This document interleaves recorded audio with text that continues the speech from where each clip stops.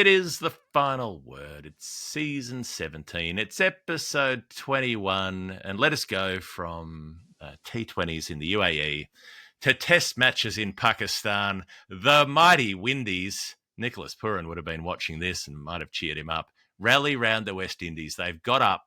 They've knocked over Pakistan. The perils of the Bunsen burner ploy. Pakistan have said, we're going to cook all our pitches in a greenhouse. We're going to make them rag. And guess what? You can still lose tests when that happened. This, though, this is right up there. This is an unbelievable test match. West Indies win it despite being bowled out for 163 in the first innings.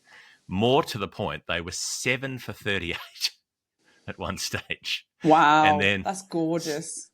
7 for 38. And it's spinners taking the wickets for the most part. There was one to the opening seamer. But Noman Ali, Sajid Khan, Abra Ahmed, all playing, all taking poles. Noman Ali ends up with 6 for 41. They're rattling through them. 38 on the board, 7 wickets down. And then Gudakesh Moti at number 9 makes a half century, makes 55. Kemar Roach at 10 makes 25. And Jamal Warrakane, the man the authorities came to blame, makes 36 at number 11. These 3 bowlers, having got them up to 163, then turn around and do Pakistan for 154. So they've taken a lead. So got a lead, a 9-run Yes. lead. It's amazing. Brilliant stuff. The West Indies spinners, Moti and Warrakane, have taken 7 of those wickets between them. Then they come back and make 244. Craig Brathwaite opening up makes 52, important. That gives them 254 to defend, luxury, and they do Pakistan a second time for 133. Love this. This is very sort of 1890s areas. Only 3 bowlers required, all of them spinners. So they use Moti, they use Warrakane, and they use Kevin Sinclair. And Jamal Warrakane, for something that he never done, put in a prison cell, but one time he could have been the champion of the world. 5 for 27, if you don't mind. Bowls them to victory. Only 2 tests. It's 1-1. We want a third. Where's the third test? This is amazing. It's almost like Mitchell Santner areas going to India. Like, you know, bowlers that shouldn't be doing this well and that are arguably on paper far not as good as the home bowlers, or actually, you know, half the bowlers in their own team. And yet when you have pitches like that, it just seems not only level the playing field, but just turn it upside down. Absolutely glorious. Oh, I loved it. I was trying to keep up to date with it. You know, while we were playing, and it was just such an unusual scorecard. Daniel Rasool, who's a friend of the show, been on the program before, informed us statistically. He said the West Indies' first innings was the first time in men's test history that numbers 9, 10 and 11 were the 3 top run scorers. God. And then they turned around and got all the wickets in the second innings. That's...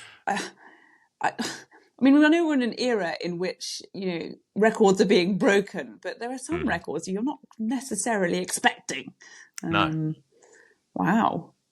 This is the glory of cricket. This is why there's always something that comes along that you're not expecting.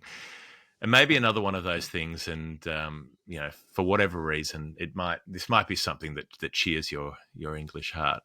Rocky Flintoff turned up for the Lions against the Caxi, the CA11. We're all about the Caxi. We're all about Will Basisto on this show. And but Rocky, similar sort of thing. He's also batting at number 9.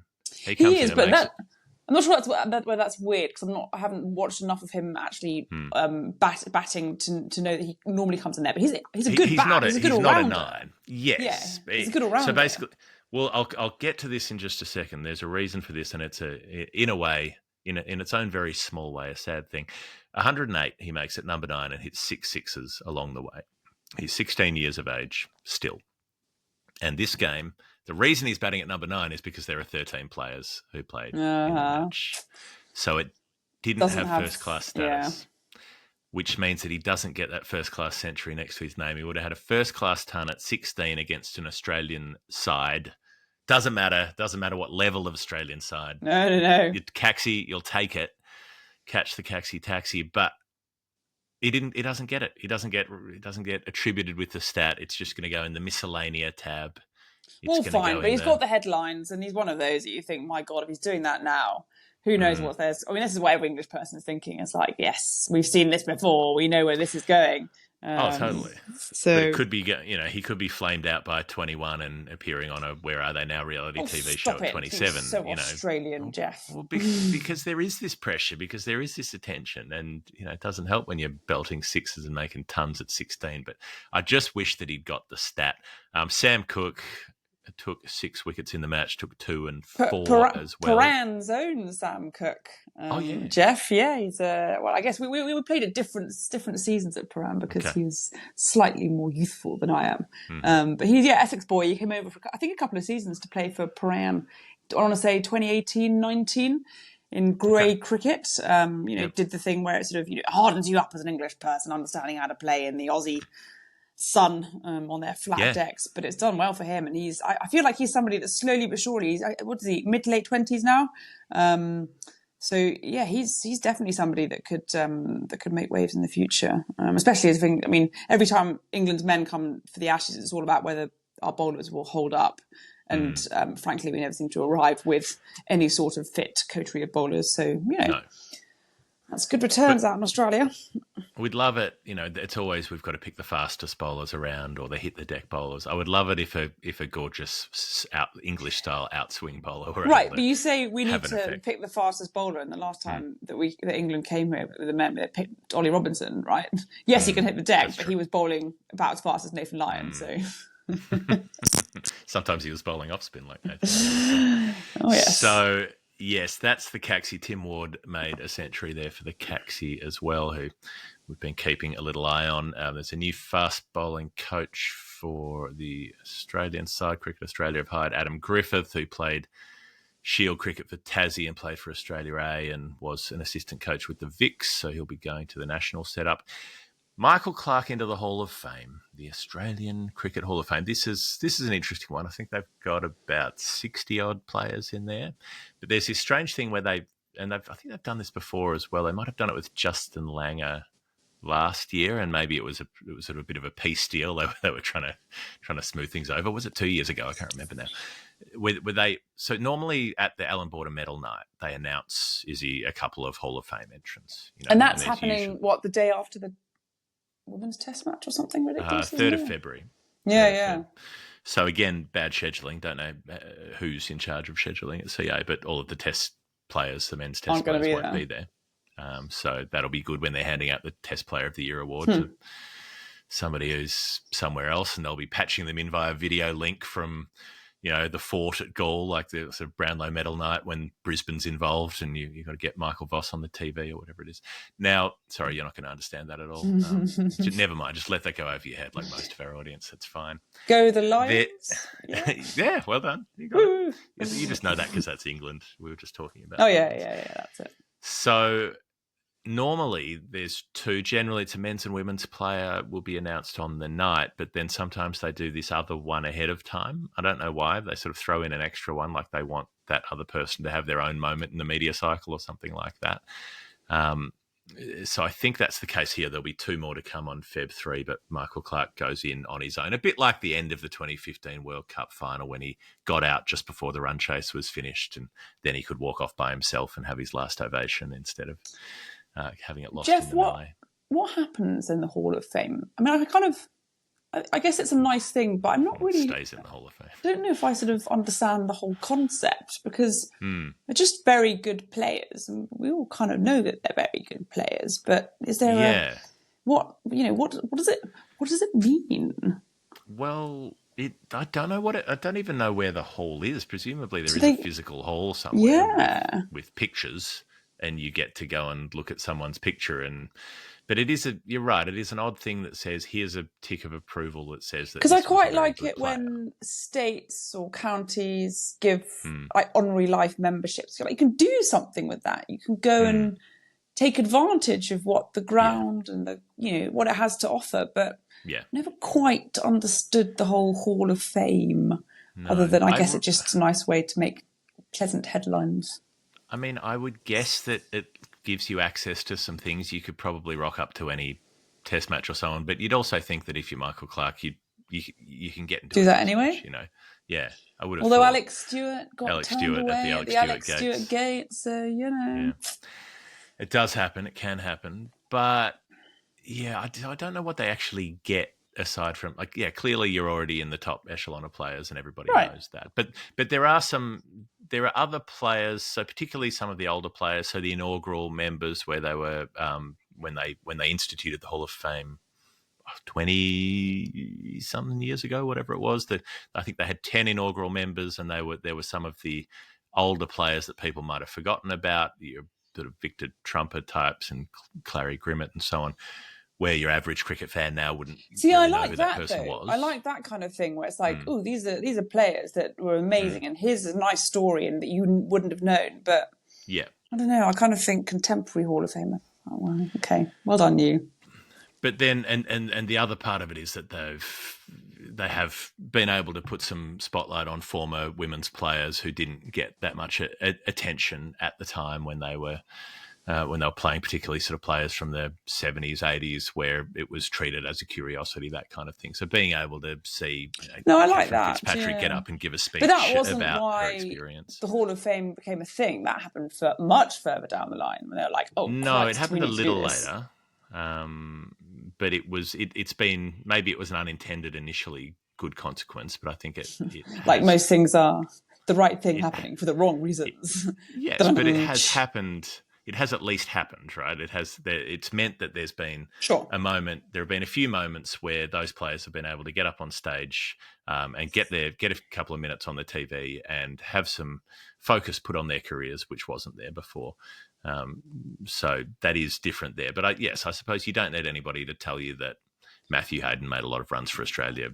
You know that. But it's about perpetuity. It's about heritage. It's about whoever's going to rock up in 50 years' time who, maybe at that point Matthew Hayden won't be commentating on TV. It's just possible that era might have passed by then. And so there will be people in the future who don't know who our contemporary players are, who we assume are household names, but they won't always be. Do you reckon? Maybe. I don't know. I can't say it's something I legacy. pay that much attention to, but I'm sure it's lovely. Maybe we should ask players that actually are in the Hall of Fame what it all means. Yeah, I suppose it's more like the ones who aren't in it yet who think they should be. It would just be something that would annoy them. That, why do I keep getting overlooked? Because there's only it's like a couple. David Beckham not having a knighthood. That always makes me laugh. Oops. Knighthoods Sorry. are the biggest joke. The biggest joke about the joint that you're from. Nothing. I have no greater condemnation for anything than the honours system, the knighthoods, the licking, the crawling, we've got to give people a fancy title because you're rich and you're posh and you did something with your money. Ugh. Spit on it. Now, it is kind of interesting timing though, because Michael Clarke has had a pretty ragged few years, really, pretty ragged sort of decade since his retirement. Really, he's had if we're talking fair few about scrapes, random teams and halls of fame. Another one, I guess I understand more why they're there, but we're in the season of ICC teams of the year being announced for everything you can possibly imagine, men's and women's, all formats, etc. They seem to drip feed them. And what I find actually hilarious, considering that the Australian men's test team hold every single trophy they can get their hands on, apart from the ODI World Cup, T20 World Cup, and the women's team similarly hold everything apart from the T20 World Cup. In both the ICC Women's T20 Team of the Year and the Men's Test Team of the Year, there are no Australians. It's insane. It's. I mean, normally maybe I should be rejoicing in this fact as an English person, but it's ridiculous. It's absolutely ridiculous. And then, so therefore, my next question is, what the hell are they for? But anyway. Yeah, I digress. They're not for much. I mean, the teams of the year were a bit tricky. Like, I had to give input on a couple of them for different publications, and there are people like, Ben Duckett made a lot of runs opening. It's like, Ben Duckett had like 83 innings. Yes, he cumulatively made a lot of runs, but but nobody really made any runs opening. There were, and then there were a lot of quick bowlers who had great years. Hazelwood took his wickets at 13, I think, last year, but he wasn't getting picked in those sides because Matt Henry had a great year and Jasprit Bumrah had a great year and Kahisa Rabada had a great year. And they were all having good fast bowling years. So I suppose teams that win, often you've got an even spread of contributors, which means that you don't have the one standout player who's going to be the one who gets picked in all those sides. Yeah, but still, it's a bit weird. But anyway, I digress. It is a bit weird. A little detour via the Women's Under-19s World Cup, which is getting to the pointy end. The results have been fun here because nobody can make a run. And I've been interested looking through the cards. So New Zealand got bowled out for 89. Oh, sorry, they didn't get bowled out. They made 89 in 20 overs against England. Bangladesh batted the full 20 overs against India and made 64. Ireland got bowled out for 35 by South Africa. West Indies got bowled out for 53 by Australia. And then New Zealand got bowled out for 97 by the USA, who then managed to not chase it and were all out for 79. Now, I'm going to suggest that they're playing this in Kuala Lumpur, and I'm not sure what the surfaces are like there, but, that is roughly, I don't know if it's the same ground, but that's where the famous Commonwealth Games silver medal was in the 90s. Are they playing on Hessian matting? Coconut or Hessian matting. Although one person I would say is Davina Perrin. I think she's the England opener. She made 74 for England. I mean, it goes against USA, so again, it's who knows what in these circumstances. But she's been scoring runs. But yeah, I just think it's amazing. What a wonderful opportunity. I'd have loved to have played in an ICC tournament when I was playing under-19 cricket. It's such a great thing to be able to have that kind of exposure to other countries, to touring, to the kind of scrutiny, etc., that you wouldn't otherwise get. Yeah, it's pretty awesome, to be honest. Have fun. I wonder about the collegiality aspect of it, because presumably you'd be, at least some of the teams would be staying in the same hotels, you'd be eating in the same places, you'd be running into other players when you're out and about on your off days and coming and going from training and that sort of thing. That seems like it's something that could really kick on someone's personal development around that age. Yeah, sure. But even just like the kind of the logistics of going on tour and understanding what it's like to be in a bit of a bubble, to have to live with other people all the time, the relentlessness of going to the ground and then you've got one day off and then there's the next game and you might, look at this Women's Ashes tour. They're literally playing game, travel. They haven't actually been able to train at all. And okay, obviously they've got much more media scrutiny, but just being in that kind of bubble world of tournament or bilateral tour life is invaluable at that age. And good on them. Just enjoy it, I'd say. Have great fun. Yeah, I mean, it would be. You're suddenly let loose on the world when you're that age, and you've got nothing to lose. A news piece in Sophie Devine taking a break from domestic cricket, and this doesn't mean New Zealand domestic cricket because she's foregoing the WPL as well. So she's signed up with Royal Challengers Bangalore, and that would have to be worth a fair bit of money. I don't recall from the auctions what Sophie Devine was on, but I imagine she got picked up for a handy bunch. So obviously something serious enough. The press release was pretty vague. It just said she will return home to prioritise her well-being after receiving professional advice. I've not seen that before, the receiving the professional advice. So, I mean, as you say, pretty serious, but also being taken seriously. And I guess it's interesting that we've gone from the Under-19 World Cup and that experience and understanding what the pressures and what tour life is like, because this is also new to the women's game, is like the treadmill of international cricket, the incessant demands on your time, the constant travelling, the scrutiny as well, especially in positions of leadership, and not being able to take that break. And I mean, if I think about Devine now taking a break, we've seen it with Nat Brunt. We've seen it, I'm trying to think who else has taken one. Mealy Kerr took one as well. Obviously Meg Lanning took a pretty decent one before then retiring full stop.